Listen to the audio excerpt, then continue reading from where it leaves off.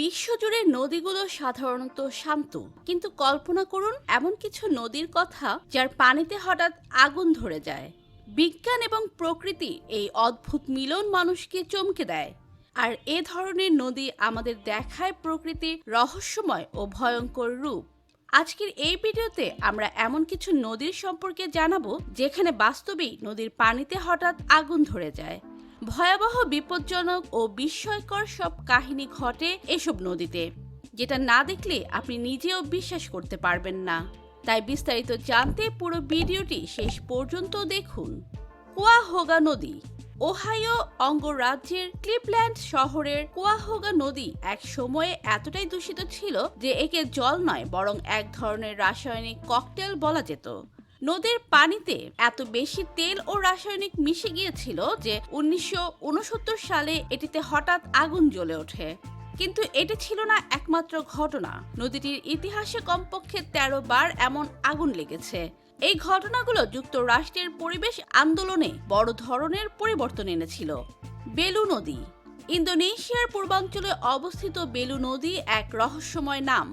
এই নদীর জলে মাঝে মধ্যেই অগ্নিশিখা দেখা যায়।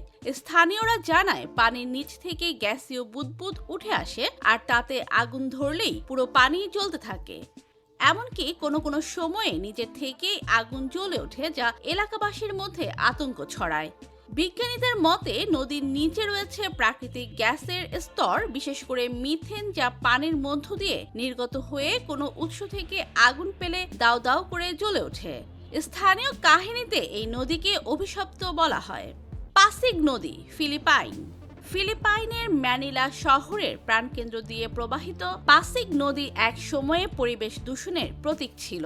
কারখানার বজ্র, তেল ও রাসায়নিক মিশ্রণে নদীটি এমন পর্যায়ে পৌঁছায় যে এর উপরিভাগে তৈরি হয় দাহ্য স্তর, ফলে একাধিকবার ছোট আকারে আগুন লেগে যায়। বিংশ শতাব্দীর মাঝামাঝি সময়ে এরকম বেশ কয়েকটি ঘটনা জনমনে আতঙ্ক সৃষ্টি করে। 1990 সাল থেকে শুরু হয় নদী পরিষ্কারের অভিযান।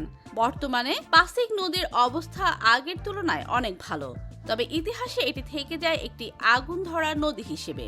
ইয়ামুনা নদী।